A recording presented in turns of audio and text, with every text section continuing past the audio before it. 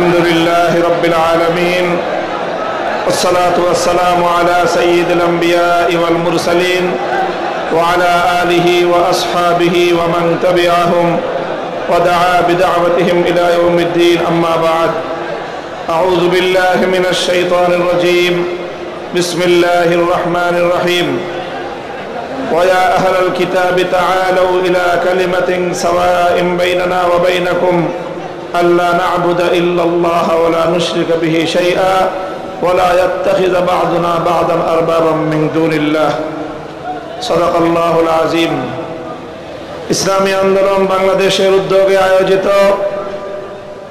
চরমনাই দরবারে অনুষ্ঠিত আজকের এই ঐতিহাসিক ওলামা মাশায়েখ সম্মেলনে উপস্থিত ইসলামী আন্দোলন বাংলাদেশের মোহতারাম আমির পীর সাহেব চরমনাই সৈয়দ রেজাউল করিম হাফিজাহুল্লাহ, অন্যান্য শীর্ষ ওলামায়ে কেরাম এবং সমবেত ওলামা মাশায়েখ, আমার প্রাণপ্রিয় ধর্মপ্রাণ মুসলমান ভাই ও বন্ধুগণ, সংক্ষিপ্ত পরিসরে কয়েকটি কথা। আজকের বাংলাদেশের বিশেষত জাতীয় রাজনৈতিক প্রেক্ষাপটে ওলামায়ে কেরামের সামনে এক ঐতিহাসিক সুযোগ এসেছে এবং সুযোগ আসার কারণে তাদের কাঁধে ঐতিহাসিক জিম্মাদারি এবং দায়িত্ব বর্তেছে।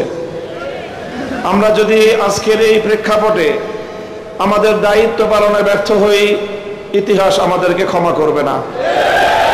এই জন্য যাদের কাঁধে দায়িত্বের বোঝা, আমরা শুধুমাত্র এক একজন ব্যক্তি নই।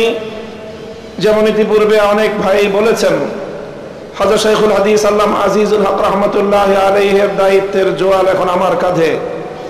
হযরত পীর সাহেব মরহুম সৈয়দ ফজলুল করিম রহমতুল্লাহ আলাইহির দায়িত্বের বোঝা আমাদের বর্তমান হযরত পীর সাহেবের উপর।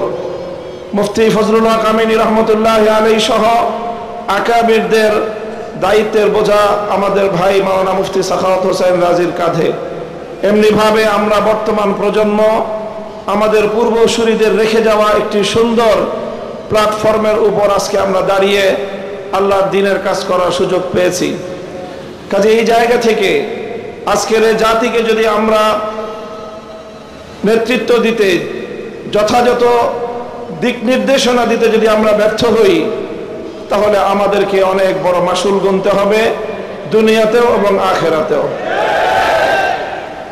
আমি আজকের যে জাতীয় চাহিদা, বিশেষ করে সারা বাংলাদেশের সকল ধর্মপ্রাণ শুধু নয়, যারা ধর্মকে ভালোবাসে অন্তত তারাও, ইসলাম প্রেমী সকল মানুষের অভিন্ন চাহিদা হলো ইসলামী নেতৃত্ব তারা ঐক্যবদ্ধভাবে জাতির সামনে অগ্রসর হোক, জাতির সামনে উপস্থিত হোক।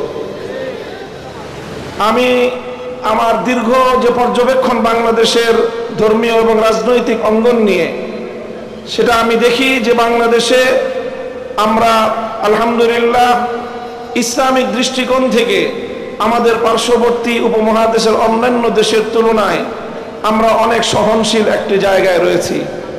আমাদের বাংলাদেশে ইসলামপন্থীদের মধ্যে পারস্পরিক ঈমান এবং কুফরির কোনো ইখতিলাফ নেই, মতবিরোধ নেই, যেটা আমাদের পার্শ্ববর্তী দেশগুলোতে রয়েছে।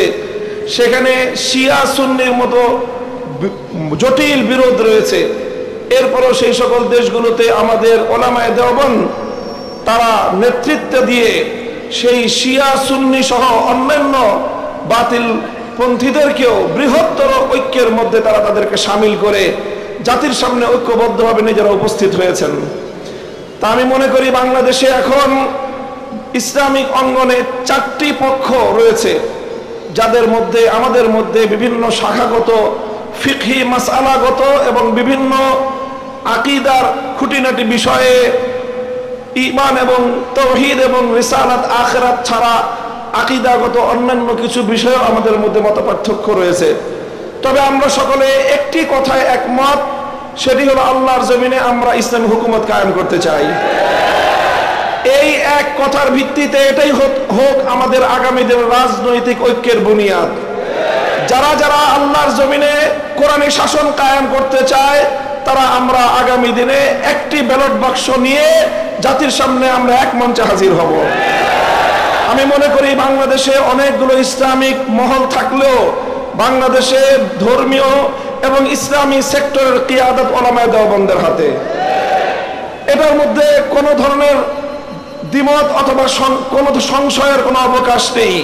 বাংলাদেশে যদি 4 লক্ষ মসজিদ থাকে, 3.5 লক্ষ মসজিদের ইমামতের এবং মেম্বারের দায়িত্ব উলামায়ে দেওবন্দের হাতে। কাজেই ধর্মীয় সকল অঙ্গনগুলোকে ঐক্যবদ্ধ করার ঐতিহাসিক দায়িত্ব উলামায়ে দেওবন্দের কাঁধে। আর এ কথা অস্বীকার করার কোনো উপায় নেই।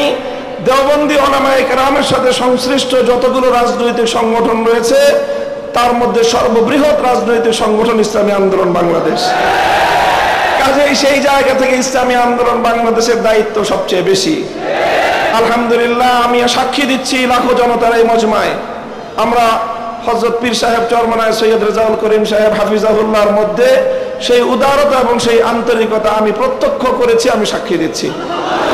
এই জন্য আমরা আশাবাদী আগামী দিনে ইনশাআল্লাহ আমাদের ঐক্য প্রতিষ্ঠিত হবে। এই জন্য আমাদের যেই কথা আমরা একমত, সেটা হলো আগে আমাদের উলামায়ে দেওবন্দের নেতৃত্বে যে সকল রাজনৈতিক সংগঠনগুলো পরিচালিত হচ্ছে, আমরা আমাদের মধ্যে আমাদের ঐক্যকে আরো সংহত এবং মজবুত করব। ইতিমধ্যে আমির হেফাজত আল্লামা শাহ মুহিবুল্লাহ বাবুনগরী হাফিজাহুল্লাহর পক্ষ থেকেও আমাদেরকে সকল সংগঠনকে এই দাওয়াত দেওয়া হয়েছে। কাজে ইনশাআল্লাহ আমরা আশা করছি যে অদূর ভবিষ্যতে অনতিবিলম্বে আমাদের ঘরানার সবগুলো রাজনৈতিক সংগঠন আমরা সীসাডালা প্রাচীরের মতো ঐক্যবদ্ধ হব।